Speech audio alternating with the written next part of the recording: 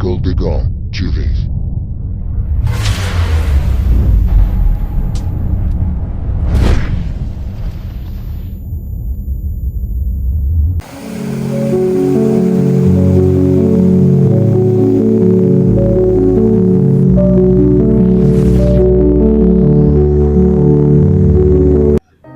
Bonsoir, peuple de Dieu.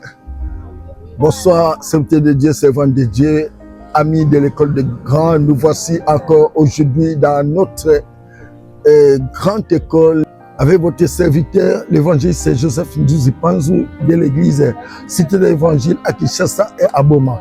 Nous sommes à la plage de Mwanda où nous sommes en train de monter ces enseignements pour votre bien-être. Nous sommes dans la deuxième partie de cet enseignement face à des ennemis. J'avais dit dans les premières parties qu'un ennemi, c'est quelqu'un qui ne veut pas du bien pour toi, quelqu'un qui ne veut pas ta prospérité, quelqu'un qui souhaite même ta mort. Il te hait, il te jalouse, il t'envie, c'est un ennemi. Alors c'est très important. Nous avons parlé d'Adam et de Caïn et Abel. Caïn qui était ennemi d'Abel parce que Abel, son offrande était accueillie par Dieu, c'était agréé par Dieu. Alors c'est comme ça que Caïn était devenu son ennemi. Alors nous avons parlé aussi de Joseph qui avait pour ennemi ses frères à cause de son étoile. J'ai dit que ton étoile peut t'amener des ennemis. L'étoile du Seigneur Jésus-Christ, dès son enfance, a amené des ennemis. Et même le roi Hérode était ennemi de l'enfant Jésus-Christ. Parce qu'il craignait, il avait envié l'étoile de Jésus-Christ, il cherchait à le tuer dès son enfance, mais Dieu l'a protégé. Il y a des personnes qui se sont fait des ennemis à cause de leur manière de vivre. Alors, mais maintenant, nous voulons parler de la deuxième partie de cet enseignement, les trois sortes d'ennemis. Il y a trois sortes d'ennemis.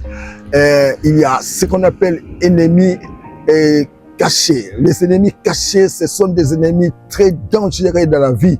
Les ennemis cachés, ce sont des personnes qui sont très dangereuses. Et pour connaître un ennemi caché, tu ne peux pas le connaître comme ça, parce qu'il faut une révélation de Dieu. C'est pourquoi la Bible dit, invoque-moi, je te verrai des choses cachées que tu ne connais pas.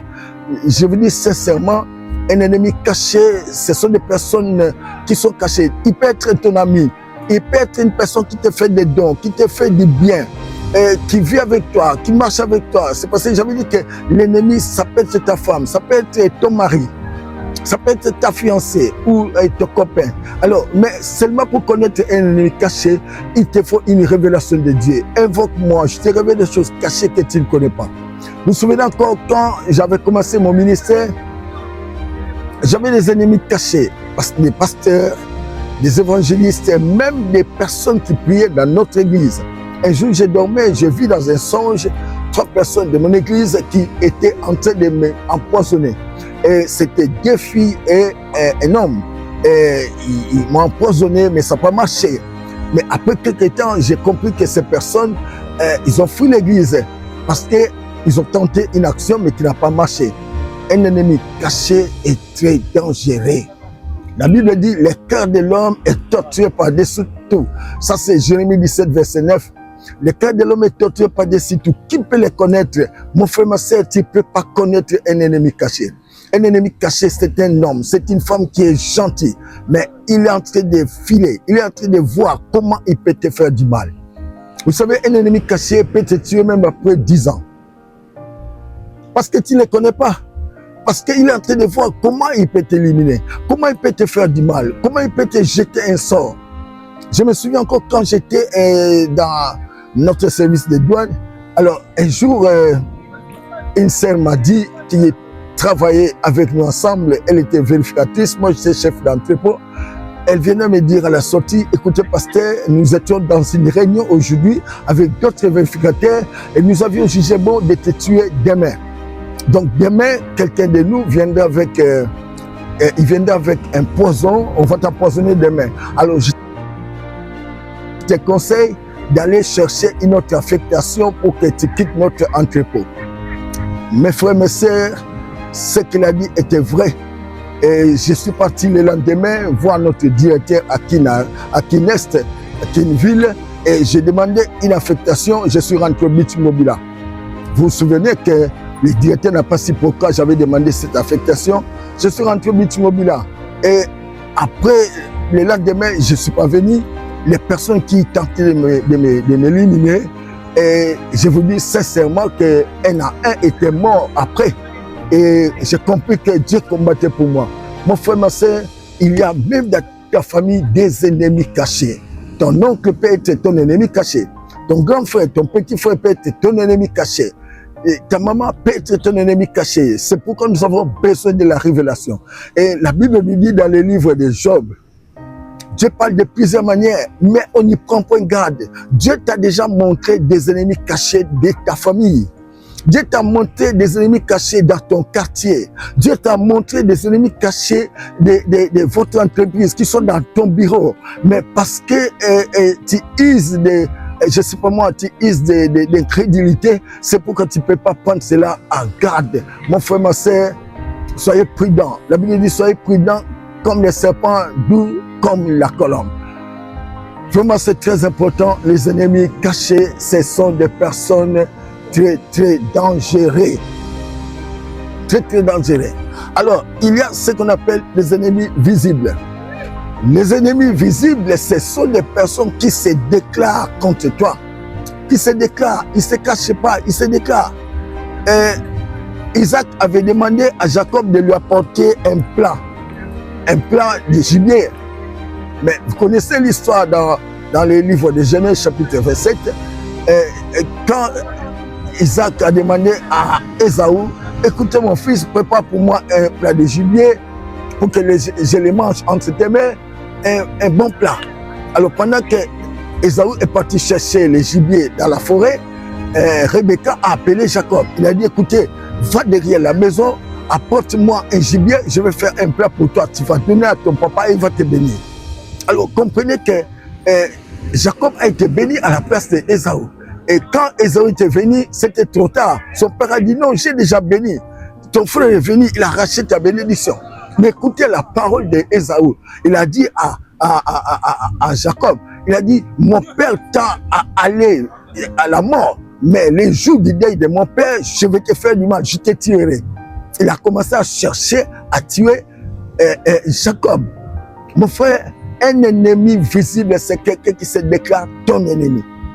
Il se déclare ton ennemi. Nous devons être prudents. Quand quelqu'un s'est déclaré ton ennemi, à l'Ingala, des ennemis invisibles, ils disent comme ça, Okomona, Nakobomayo, Nakosalomabe, Okobotate, Okobongate. Ce sont des ennemis visibles. Alors, leurs paroles montrent déjà la haine, la jalousie. Les frères de Joseph étaient des ennemis, pas invisibles, mais visibles. Parce que quand ils ont vu que Joseph avait des songes qui révélaient son lendemain, des songes qui révélaient sa grandeur, et ça créait en eux une haine, ça créait en eux l'envie, et ils cherchaient comment tuer leurs frères. Mon frère, bon, vous allez me dire que non, écoutez, il ne faut pas dire ces songes aux gens comme beaucoup de gens le disent, mais je vais vous dire aussi une chose. Dieu profite de nos erreurs pour nous amener à notre destinée. Si Joseph n'avait pas dit ces songes, le ministre, alors moi je crois que Dieu profite parfois de nos erreurs, ce que nous appelons erreurs, pour nous amener à notre destinée. Joseph était ennemi pour ses frères, ennemi de ses frères. Mais les jours où Joseph est allé chercher ses frères, parce qu'ils étaient partis paître les troupeaux, pendant que Joseph cherchait ses frères, il a vu un homme. Il a dit, monsieur, n'as-tu pas vu mes frères? Il a dit, cet homme a dit, mais je les ai vus partir comme ça. Et aller vers Dothan. Ils sont à Dothan. C'est là où ils sont en train de perdre les troupeaux. Et Joseph était là à Dothan. Pendant que Joseph venait, ses frères ont complété. Ils ont dit, voici le faisait des songes. Comme il est en train de venir, nous allons les tuer. Et quand leur frère est venu, ils l'ont dépouillé de ses habits, bigarré que leur père avait cousu pour lui, et ils l'ont mis dans une citerne. Ils avaient programme de les tuer, ils avaient comploté de les tuer, mais Benjamin dit, non, ne tuez pas notre frère. Regarde, il y a la cavalerie des Ismaélites qui est en train de venir. On peut les vendre aux Ismaélites. Et ils ont vendu leur frère Joseph. Mon frère, dans tout cela, Dieu a profité pour accomplir la prophétie qu'il a donnée à son serviteur Abraham. Il a dit, tes fils iront en esclavage dans un pays lointain où ils feront 430 ans. Et après, ils reviendront ici. Mon frère, Dieu est Dieu. Moi, j'ai toujours dit que Dieu est un Dieu de calcul. Si tes ennemis cherchent à te faire du mal, sache que Dieu va les changer à bien. Et c'est pourquoi je dis, je suis d'accord avec le Seigneur Jésus qui dit, aimez vos ennemis. Aimez vos ennemis, bénissez-les, priez pour eux. Mes frères, nos ennemis, ce sont des escaliers pour nous. Nos ennemis, ce sont des personnes qui nous servent de notre montée. Parce que Dieu a dit, mon serviteur juste prospérera, montera plus haut. Mon cher, mon frère, si tu veux monter très haut, aime tes ennemis, bénis tes ennemis. S'ils ont faim, donnez-leur à manger. S'ils ont soif, donnez-leur à boire. Ça, c'est Jésus-Christ. J'aime Jésus parce qu'il a aimé ses ennemis. C'est pourquoi il a donné sa vie pour ses ennemis, afin que ses ennemis soient sauvés et qu'ils deviennent ses amis.